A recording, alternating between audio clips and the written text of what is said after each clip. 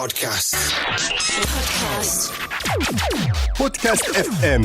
Podcast FM. La voix du net. Les enregistreurs de vol, plus connus sous le nom de boîtes noires, équipent les avions de transport et enregistrent pendant le vol des données destinées à être utilisées après un accident. Tous les avions commerciaux sont équipés de 2 boîtes noires, généralement placées à l'arrière de l'appareil. Le CVR, Cockpit Voice Recorder, enregistreur phonique, qui mémorise les conversations, sons et annonces entendues dans la cabine de pilotage. Le FDR, Flight Data Recorder, enregistreur de paramètres qui stocke seconde par seconde jusqu'à 700 paramètres du vol, altitude, vitesse, température, trajectoire. La durée totale des enregistrements est de 2 heures pour le CVR et de 25 heures pour le FDR. Les boîtes noires sont conçues pour protéger les relevés en cas de chute, feu intense ou immersion jusqu'à 6000 mètres de profondeur. Elles sont chacune équipées d'une balise pour aider les recherches en mer. Celle-ci émet un signal qui se propage dans l'eau sous la forme d'une impulsion toutes les secondes, pendant une durée d'au moins 30 jours. Les profits de Samsung sont en baisse pour la première fois depuis 3 ans. Pas étonnant quand on sait que le Galaxy S5 se vend bien, mais très loin des objectifs qui avaient été fixés par la marque. Samsung l'a lancé un peu dans la précipitation, sans écran QHD dans une coque plastique.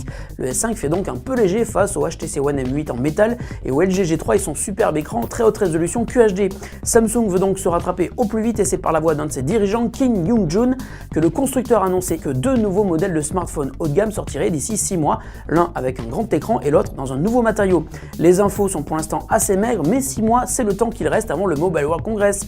Il est donc presque certain que le premier modèle à grand écran soit présenté à l'IFA, on pense évidemment au Galaxy Note 4, et à Barcelone en février pour le second. Il est trop tôt pour le confirmer, mais il pourrait s'agir du Galaxy S6, qui adopterait alors peut-être une coque en métal. En tout cas, Samsung va devoir séduire le public à nouveau, puisque le constructeur, toujours numéro 1 mondial, n'est désormais plus considéré comme une marque qui fait rêver les utilisateurs. Vous devez impérativement disposer d'un compte Yahoo pour vous connecter au service de partage de photos Flickr. Il est donc bien fini le temps où vous pouviez utiliser vos identifiants Facebook ou Google, un bon moyen pour Yahoo d'affirmer son autonomie vis-à-vis de ses 2 principaux rivaux, mais aussi l'occasion pour vous de découvrir ou redécouvrir ce réseau social qui a récemment subi un lifting, histoire d'avoir à nouveau le vent en poupe.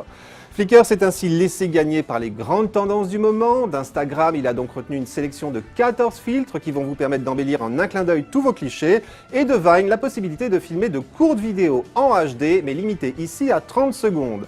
À cela, il faut ajouter tout de même quelques fonctions propres au nouveau Flickr, comme par exemple ce moteur de recherche qui va vous permettre, quel que soit le nombre de photos que vous possédez, de retrouver rapidement celles que vous cherchez en fonction de la date et de l'heure de la prise de vue, ou bien du lieu où vous vous trouviez, ou encore des scènes et objets figurant dessus pour peu que vous lui ayez associé quelques mots-clés.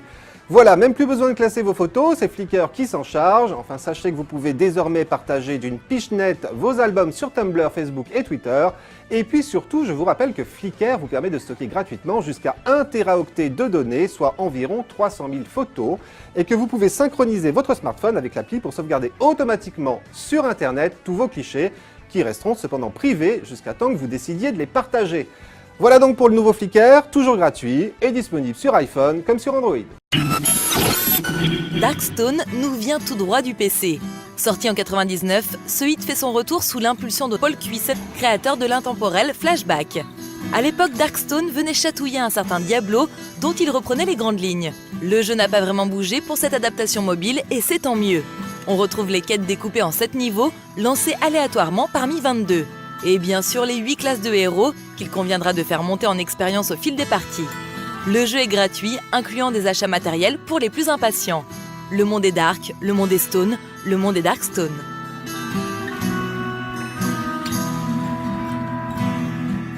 Podcast. Podcast FM. Podcast FM. La voix du net.